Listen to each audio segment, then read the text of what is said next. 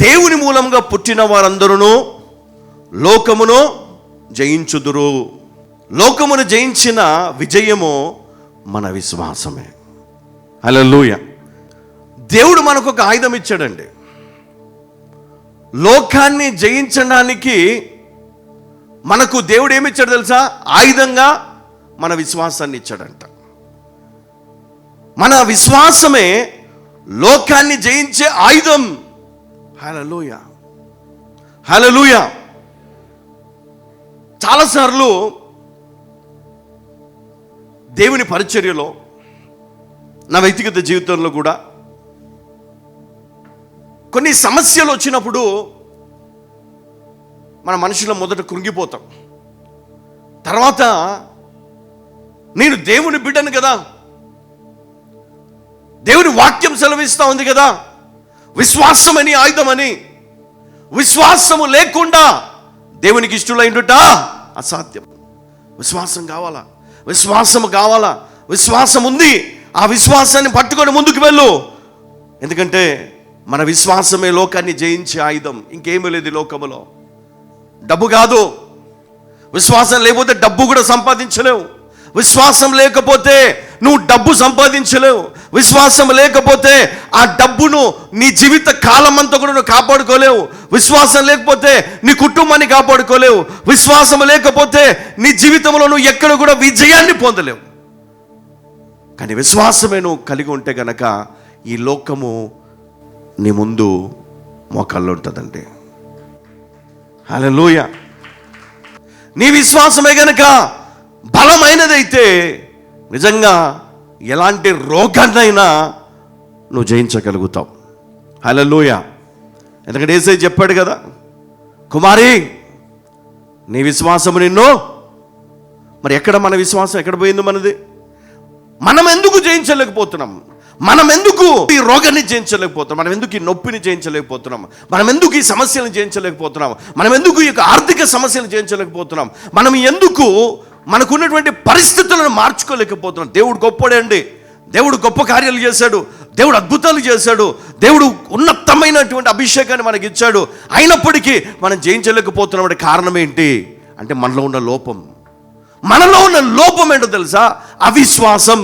మనం అనుకోవచ్చు విశ్వాసం ఉంది నాకు, విశ్వాసం ఉంది నాకు, విశ్వాసాన్ని బట్టే మారు మనసు పొందాను, విశ్వాసమును బట్టే ఈరోజు నేను మందిరానికి వచ్చానని మీరు చెప్పొచ్చు. కానీ నేను చెప్పే విశ్వాసము జయమునిచ్చే విశ్వాసం గురించి మాట్లాడుతున్నాను. విశ్వాసంలో చాలా ఉన్నాయి.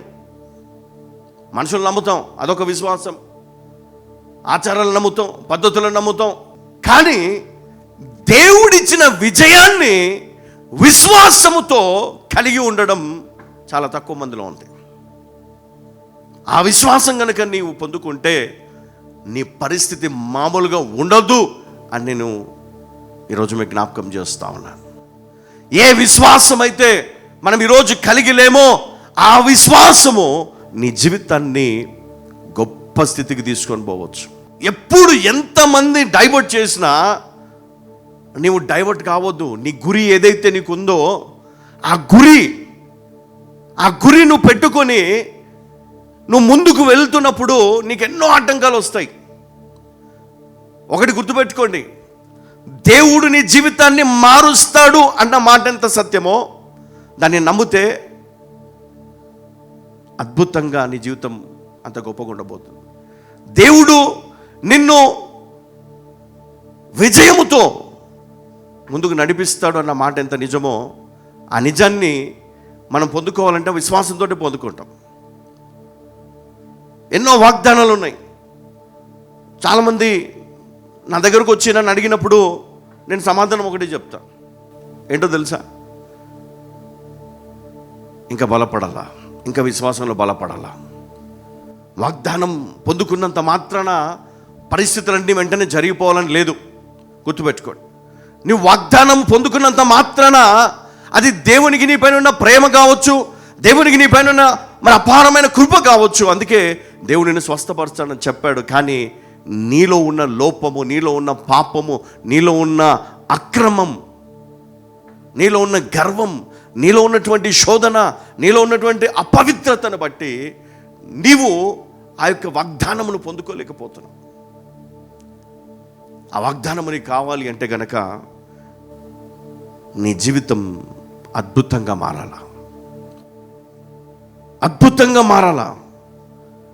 ఎందుకంటే దేవుని మూలముగా పుట్టిన వారందరూ లోకమును జయించుదురు. దేవుని మూలంగా పుట్టిన వారందరూ అంటున్నాడు. మరి ఎంతమంది అయితే ఇప్పుడు ఈరోజు క్రైస్తవులను పిలబడుతున్నారో మనకొక బలమైన వాగ్దానం అయితే, నేను దేవుని మూలంగా తిరిగి జన్మించాను, వాగ్దాన పుత్రుడను, నాకు వాగ్దానం ఉంది, నేను జయించగలను. కంపెనీలో ఒక టార్గెట్ పెట్టారు నీకు, నువ్వు జయించలేవు, వ్యక్తిగతంగా నువ్వు దాన్ని చేయలేవు. కానీ దేవుడు నీకు తోడై ఉన్నాడన్న సత్యాన్ని నువ్వు బలంగా నమ్మితే ఆ టార్గెట్ నువ్వు పూర్తి చేస్తావు. నీ కుమారుని, నేను కుమార్తెను నువ్వు చదివించుకోవాలనుకున్నావు, కానీ నువ్వు అంటావు, అమ్మో ఆ ఇంజనీరింగా, ఆ డాక్టరా, లేకపోతే ఫారెన్ పంపి చదివిపియాలా, అంత మాతో ఎక్కడవుతుందండి, మా వల్ల అవుతుందా? నువ్వు నమ్మితే దేవుడు సాధ్యపరుస్తాడు. నాకు మంచి సంబంధమా? మా ఊళ్ళకంత సీన్ లేదండి కదా, ఏ ప్రైవేట్ జాబో ఎవరినో తీసుకొచ్చి పెళ్లి చేస్తారు నాకు. కానీ నీ విశ్వాసం గొప్పదైతే, నీ విశ్వాసం గొప్పదైతే అందరూ ఆశ్చర్యపోయే విధంగా దేవుడు చేస్తాడు నీ లైఫ్ని. హల్లెలూయా కదా. డాక్టర్ని చేసుకోవాల్సిన పనిలే, గొప్ప వ్యక్తిని చేసుకోవాల్సిన పనిలే, నువ్వు చేసుకున్న వ్యక్తినే దేవుడు గొప్పగా ఆశీర్వదించగలడు. హల్లెలూయా, నిన్ను ఆశీర్వదించగలడు దేవుడు. కొన్ని సమయాలు ఎట్లా ఉంటాయంటే దేవుడు నిన్ను కొంతకాలము వెయిట్ చేపిస్తాడు.